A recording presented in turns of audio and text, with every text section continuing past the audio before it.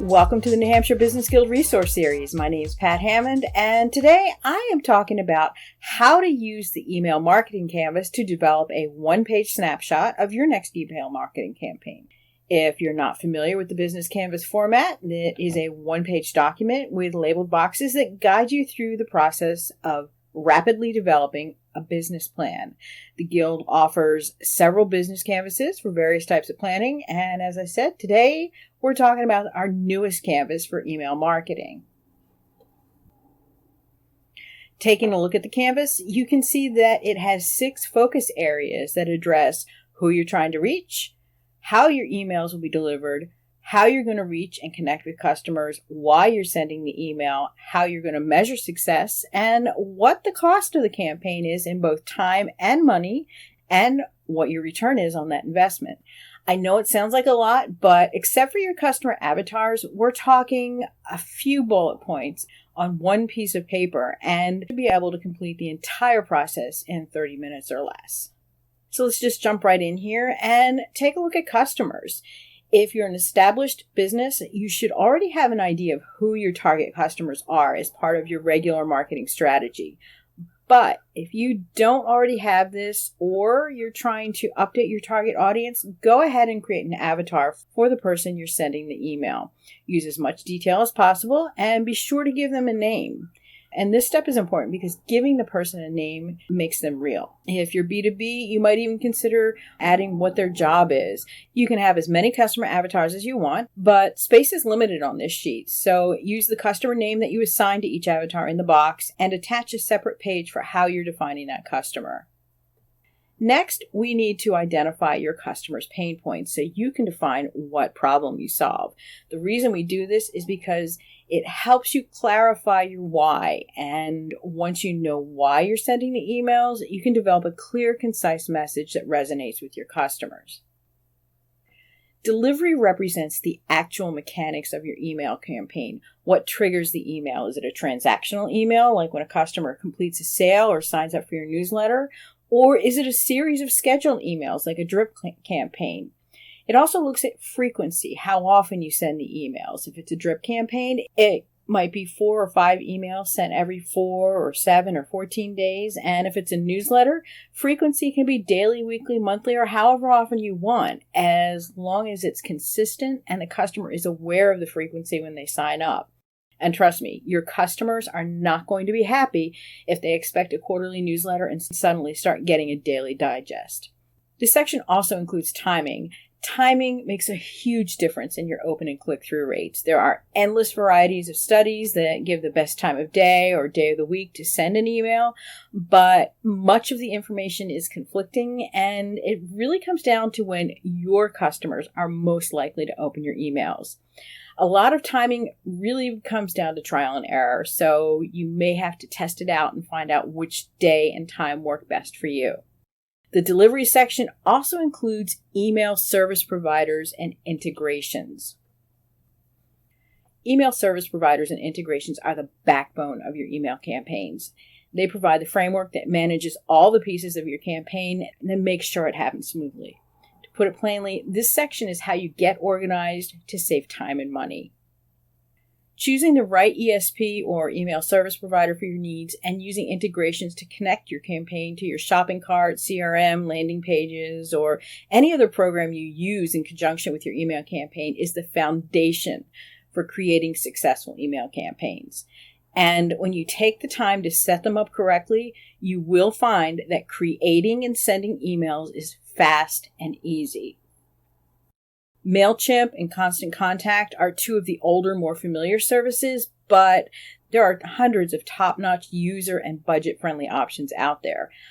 I prefer Moosend and Sendinblue when I set up clients with email programs because both offer generous free plans, affordable add-ons like landing pages, sign-up forms for your website, and integrations to things like your CRM and shopping cart. I'm particularly impressed with Moosend because of the ease of use, advanced reporting options, and the availability and quality of customer service that comes with the free plan. And if I'm going to be completely honest, the main reason I moved most of my email campaigns to Moosend was because of their extensive reporting options. Reporting is so important because you can't tell how successful a campaign is if you don't have metrics. Open rate, click rate for embedded links, who opened your email or clicked a link, what day and time people opened the email or clicked a link, how many times someone opened or clicked, which emails bounced, who unsubscribed. All of this information is marketing gold because it will help you better tailor and target your message.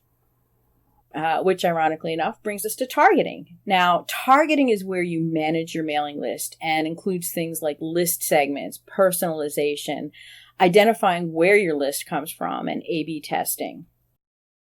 List segmentation is when you take a subset of an email and target specific people within that group. Segmentation can be as broad or as specific as you like. And it's okay for people to be on more than one list. You just have to make sure that they're not receiving too many or too frequent emails. Fun fact, 62% of consumers are more likely to open an email with a personalized subject line. So make it personal. Use the customer's name in the subject line and email content.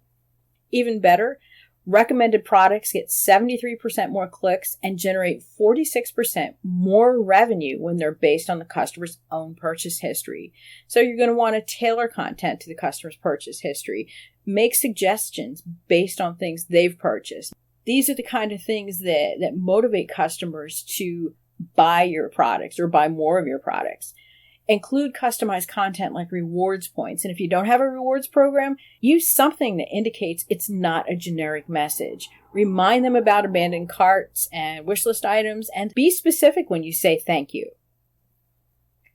A successful email campaign starts with a quality mailing list. Now, there is a lot of conflicting information about this on the web, so we're just going to cover the basic do's and don'ts. Do use double opt-ins. Add subscription forms to your website and landing pages. Offer freebies and downloads to motivate people to subscribe. Include past and current customers on your mailing list. Use call to actions on social media to encourage signups. And remember, people who attend your events are customers too, and they want to hear from you. So be sure to include their names on email lists. All of these things are great ways to build an organic list of people who've already exhibited a desire to get your information. Looking at the things you don't want to do, don't add random people you meet in the course of a day to your mailing list. If you think someone might be interested in being added to one of your mailing lists, try forwarding a recent email with a note. There's the personalization, saying that you thought it might interest them, and be sure to include a sign-up link where they can opt in if they want to. Don't poach lists. Networking and event organizers will blacklist you if you attend one meeting, then send a sales email to everyone else who attended. As someone who has organized events, I can tell you that local organizers do talk and we share this information. Remember, we live in a small community and you don't want to be left out of future networking opportunities. And whatever you do, don't buy mailing lists. Buying mailing lists was popular 20 years ago, but today those lists are a fast track to being blacklisted as a spammer. Just don't do it. And finally, if the person didn't request to be on your mailing list, don't add them. And the reason this is important is because these don'ts come with pretty hefty sanctions. Your IP address could be blacklisted, and if that happens, you could lose your reputation and credibility, which will lead to lost revenue. And then there are the FTC fines. Yes, the federal government will get involved and fine you if there are too many complaints. And these fines are substantial. Last time I checked, it was over $43,000 per email. I mean, I don't know about you, but I can't afford $43,000 just for sending an email. Now, there are some exceptions to these rules, but they're very specific situations that don't come up often enough to outweigh the downsides. So just stick to the do's, use double opt-ins, and you shouldn't have too many problems. Which brings us to the last item in the deliverability section, A/B testing.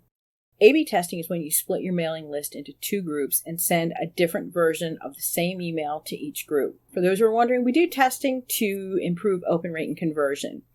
The things you test might include call to action buttons and text. And for those, you're going to be looking at the button size, shape, color, and where the button is placed. For the text side of that, you're going to be looking at the length of the text. the wording in the content and the formatting. For headings, header items to review would be content, which is usually the title, length of content, font size, and font face. For content text, you're looking at the length and the actual content. Images make a huge difference in email clicks, so be sure to test different images or vary the size and placement of one image. You can also do A/B testing to test delivery timing. Do more of your subscribers open your emails if you send them first thing Monday or 3 p.m. on Wednesday? And if you have a small mailing list and are happy with the open and click-through rate, then you can skip this step. But if you aren't getting the traction you hope for, it's worth splitting the list and testing. All right, this section should be pretty self-explanatory. Goals and metrics are where you define your desired outcome and how you'll measure it. This is where reporting and integrations come in. While the ultimate end goal is to generate sales, the ability to track the customer's path to figure out what works, what doesn't, and see how they react or interact with your marketing materials will give you a substantial leg up in building the relationship that results in sales. Which takes us to your return on your investment. Cost and return on investment are important steps that many small business marketers ignore. Sometimes it's because they haven't actually built a plan or stated a goal, but other times it's simply because they don't know how to measure the dollar value of success. In marketing, return on investment is calculated by subtracting your marketing cost from the net profit. You then divide that number by the marketing cost and multiply the result by 100. And yes, I know it sounds convoluted when I say it, but on paper, it's a very simple calculation. As you can see, the email marketing canvas does a nice job of covering everything you need to run an effective email marketing campaign. Who you're trying to reach, your framework, delivery, targeting, goals, and metrics, all of this is condensed and laid out on one page so you can quickly build an email marketing plan in a format that makes it easy for you to drill down to the details. Even better, you should be able to do it in less than 30 minutes. As I said at the beginning, I love this format for all types of business planning, and New Hampshire Business Guild currently has 4 other business canvases available for free.